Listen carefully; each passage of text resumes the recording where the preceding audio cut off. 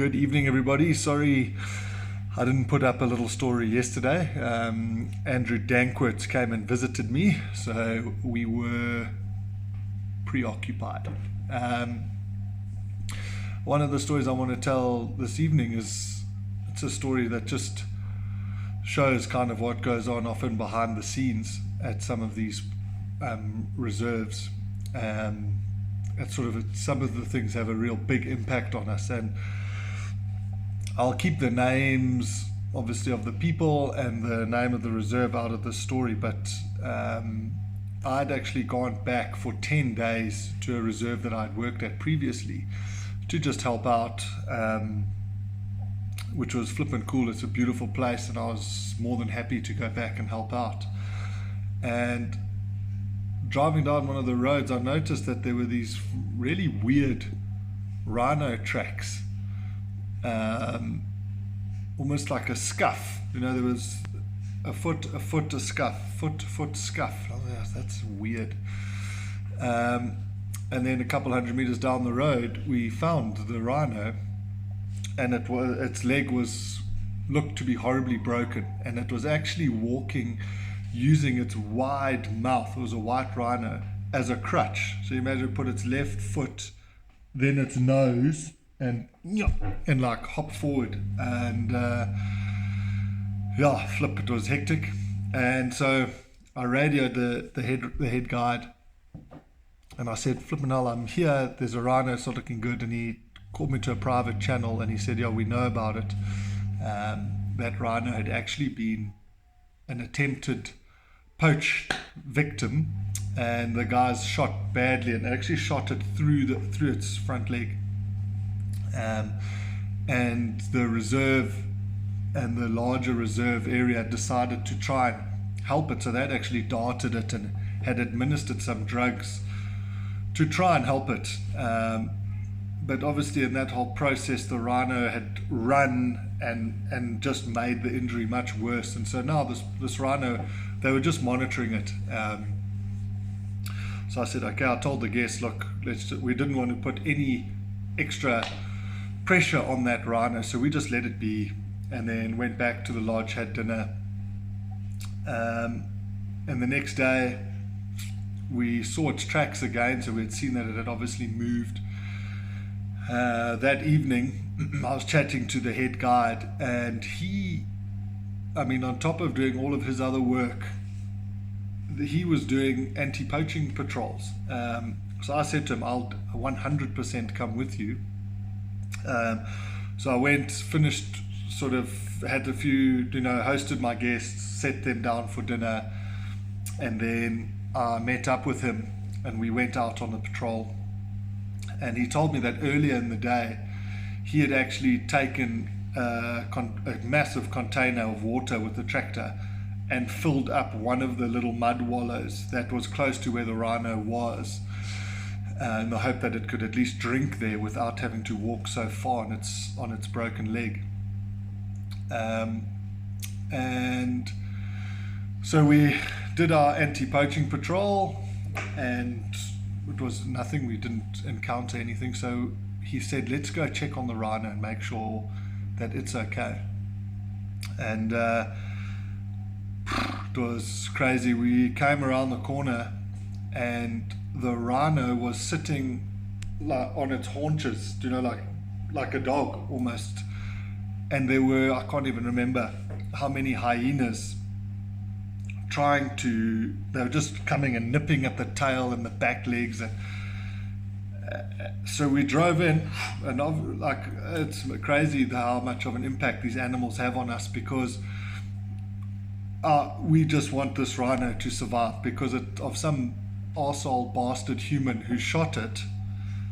We want to try and save this thing. So we ran out and we used the car to come right next to the rhino, to stop the hyenas coming to the rhino. But the hyenas are on like a bit of a frenzy, so we jumped off, and we were grabbing sticks and physically chasing and trying to hit hyenas away from the rhino.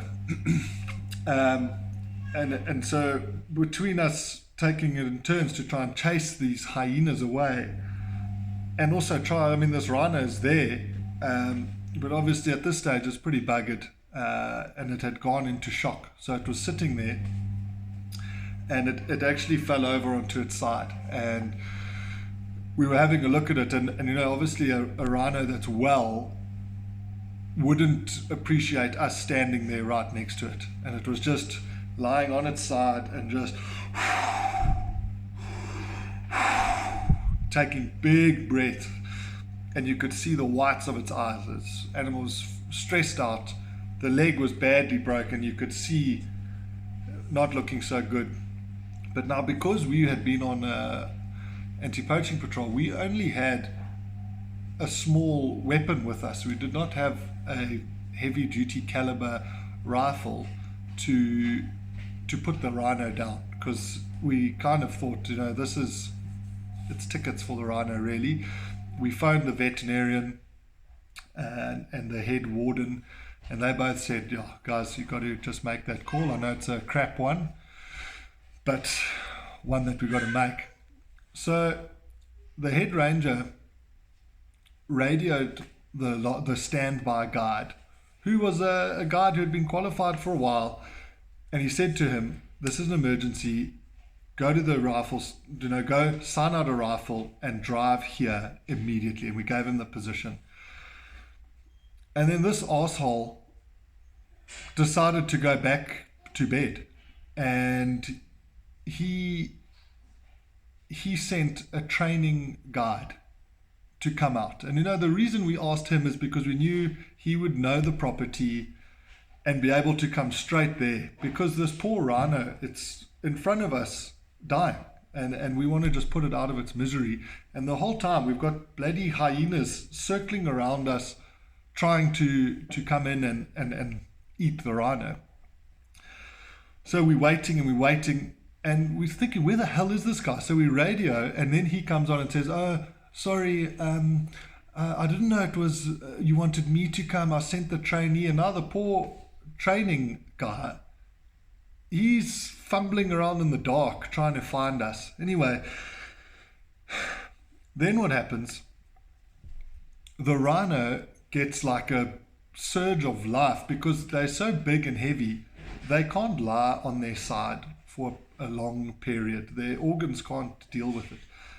And so the rhino is trying to stand up, and myself and the head guide we pushing as hard as we can, because we're thinking, if this rhino can stand up, it can maybe breathe, because now its breathing was coming back to normal. And imagine this massive beast going, straining to get up, and we were pushing. And I mean, it's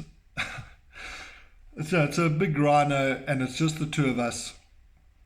I've never, the whole time this was happening, I have a lump in my throat. You know, you just want to cry for this poor animal, and you, at the same time, there's this fierce hatred that's coming through, because for the asshole who shot it.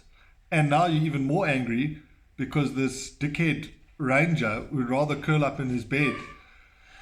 And that poor rhino died, with the hands of the head guide and myself resting on it. It was a very, very sad, very, very sad evening.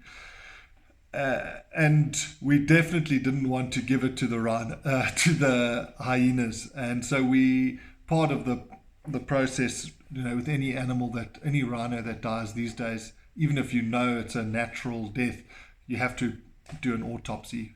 They might be able to get some sort of evidence from the bullet. So we then loaded the rhino up and took it to a place, and then we had to fence it off to prevent hyenas getting to it. But it was a flippin' dark day, and just that rage, because we all do this work because we love these animals, and then you've got this peckerhead who's a glory boy. He's doing it for the praise of the guests, and you're doing it because he thinks he's a hero. I was very disappointed in many humans that evening. So it's a slightly more more serious story, but it's what happens. Yeah, hopefully it stops happening. Guys, hope you have a good evening, and we'll see you tomorrow.